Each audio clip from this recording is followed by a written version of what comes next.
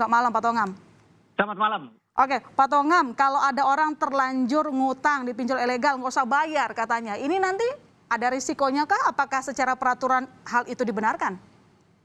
Ya, semua tentu ada risiko, tetapi perlu kita lihat secara jernih bahwa memang pinjol ilegal ini kan melakukan kegiatan secara ilegal.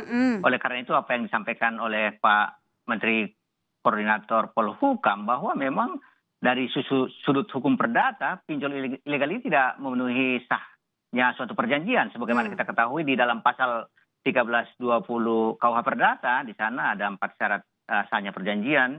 Yang pertama, kesepakatan para pihak, kemudian cakap. Nah, ini secara subjektifnya dalam pinjol ilegal ini tidak ada kesepakatan para pihak karena dia tidak ada kesetaraan, dia memaksakan kehendak. Kalau kita lihat ya perjanjiannya, jadi ini juga tidak memenuhi syarat subjektifnya. Kemudian syarat yang ketiga adalah mengenai hal tertentu dan sebab yang halal.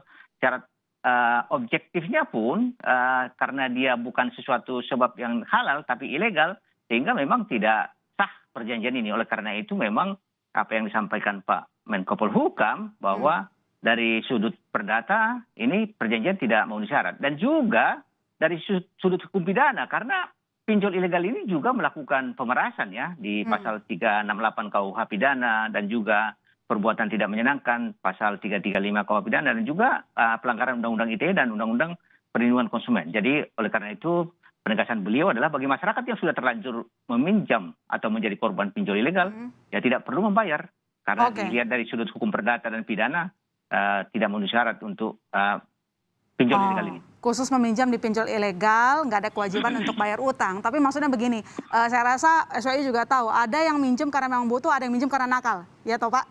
Nah ini gimana, jangan sampai nanti gara-gara dibilang dibebaskan untuk tidak bayar malah semakin menjadi-jadi minjemnya.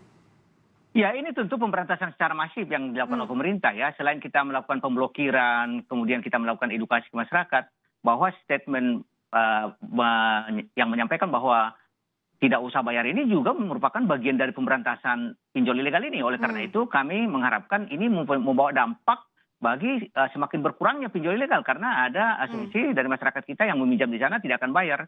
Oleh karena itu ini salah satu cara yang efektif dari pemerintah untuk memberantas pinjol ilegal ini. Oke, Pak, dari hasil evaluasi SWI dari semua anggota dan lembaga melihat banyaknya penangkapan pinjol ilegal belakangan ini, apakah mereka punya kaitan satu sama lain? Karena waktu itu Anda juga mengatakan setuju ini adalah sindikat.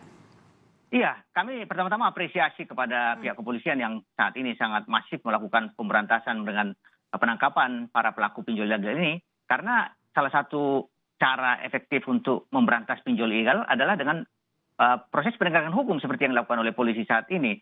Jadi mereka ini memang harus masuk proses hukum. Karena apa? Karena melakukan tindakan-tindakan teror, intimidasi, pelecehan yang sangat menyakitkan ya dan sangat merugikan masyarakat. Dan ini harus kita berantas. Oleh karena itu masyarakat kita juga kami dorong ya bagi masyarakat yang merasa dirugikan dengan teror, intimidasi, pelecehan, perbuatan tidak menyenangkan lainnya yang dilakukan oleh pinjol ilegal ini, segera lapor polisi untuk dilakukan proses hukum.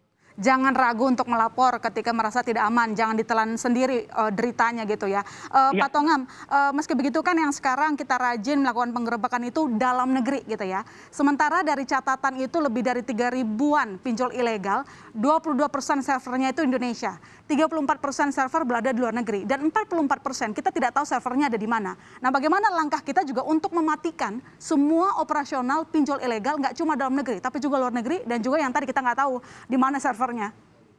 Iya, tentu kita respon dari dua sisi ya. Yang pertama dari sisi pelaku ini, walaupun servernya di luar negeri, kan kita lakukan pemblokiran aplikasi webnya di Indonesia sehingga tidak bisa diakses di Indonesia.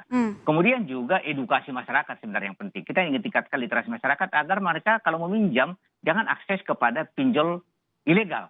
Jadi dari dua sisi ini.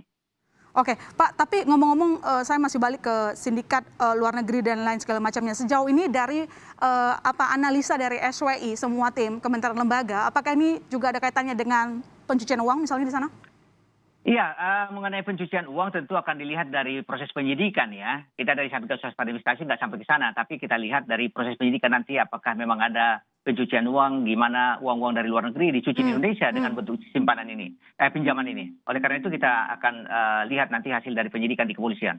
Oke, Pak Tongam, pertanyaan saya berikutnya, kabar baik kan kita sudah kerjasama dengan Google ya, ada syarat lisensi kalau buat aplikasi harus ada izin dari OJK-nya.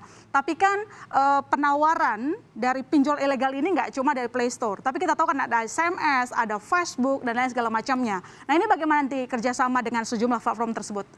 Iya, kami juga menyampaikan kepada masyarakat terutama ya, apabila ada penawaran dengan pesan langsung, SMS, WA atau media sosial untuk akses kepada pinjol, itu kan pastikan ilegal. Karena perusahaan pinjaman online yang legal atau terdaftar di OJK dilarang memberikan penawaran atau pemasaran dengan pesan langsung seperti itu. Oleh karena itu masyarakat yang paling utama adalah mengakses tentunya daftar pinjol yang terdaftar di OJK. Ada saat ini 106 dan masyarakat kita minta untuk menyimpan nama-nama pinjol itu di handphonenya, suatu saat nanti akan meminjam, bisa melihat di sana. Nah, itu yang paling utama kita lakukan saat ini, menyebarkan nama-nama pinjol yang legal atau terdaftar di OJK, ada 106. Oke, Pak, itu dari sisi masyarakatnya harus rajin-rajin membaca, harus rajin-rajin mencari tahu. Tapi kembali ke pertanyaan saya tadi, kalau sama Google kita berhasil untuk meminta mereka harus ada izin dari OJK dulu baru bikin aplikasi, lantas bagaimana dengan platform lainnya? Kita sebutkan juga misalnya perusahaan telekomunikasi yang kadang nomor kita itu tersebar begitu saja Pak, lewat SMS, atau mungkin lewat SNS lainnya, Facebook, Instagram, dan segala macamnya. Bagaimana proses pengawasannya? Iya, tentu ini kan kita tidak tahu sumbernya dari mana ya. Sangat banyak sumbernya, mereka mendapatkan nomor kita, tiba-tiba kita dapat penawaran. Ini juga kita menjadi perhatian kita. Dari satu sisi memang ini perlu dilakukan pemberantasan agar nomor-nomor kita itu tidak bisa diakses oleh siapapun. Tetapi dari sisi lain juga ini menjadi perhatian kita. Kepada masyarakat juga kita minta jangan sembarangan mengakses melalui SMS bagi penawaran-penawaran pinjol ilegal ini. Karena bagaimanapun juga penawaran pinjol melalui SMS ini adalah ilegal. Tapi ini memang menjadi perhatian kita dengan Kominfo juga sudah melakukan pemberantasan secara masif ya, kerjasama juga dengan Google, dengan App Store juga untuk membantu kita pemerintah dalam rangka memberantas pinjol ini. Seperti contohnya tidak melakukan penayangan aplikasi pada sistem mereka tanpa ada izin dari OJK. Oke, ya dengan dilakukannya sejumlah penggerbekan pinjol ilegal, kemudian juga tadi ada himbauan untuk masyarakat yang terlanjur ngutang, lebih baik tidak usah dibayar. Moga-moga para operasional pinjol ilegal ini kapok minjamin duitnya ke orang lain. Terima kasih Pak Tongam telah bergabung di Berita Utama. Selamat malam, sehat-sehat selalu.